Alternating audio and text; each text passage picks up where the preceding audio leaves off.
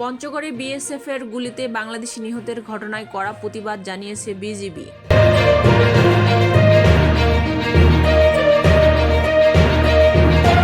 এবার একজন মারলে 40 জন এসে রুখে দাঁড়াবো, জীবন বাজি রেখে ষড়যন্ত্র রুখে দেব বলে মন্তব্য করেছেন শফিকুল ইসলাম মাসুদ।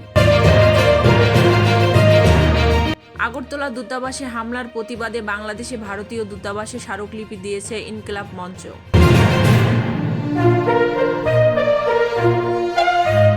ফারুকী সাহেবকে অন্তর্বর্তী সরকারে কেন নেওয়া হয়েছে এই জাতি জানতে চায় বলে মন্তব্য করেছেন মাওলানা ফয়জুল করিম।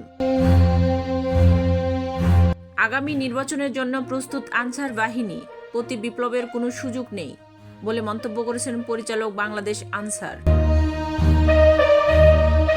গণ অভ্যুত্থানে সবচেয়ে বেশি ত্যাগ স্বীকার করেছে বগুড়া বলে মন্তব্য করেছেন সার্জিস আলম।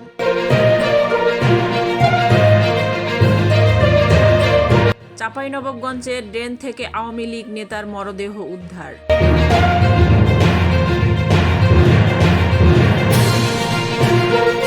ভারত কেন আমেরিকাও বাংলাদেশকে দখল করতে পারবে না বলে মন্তব্য করেছেন মেজর হাফিজ।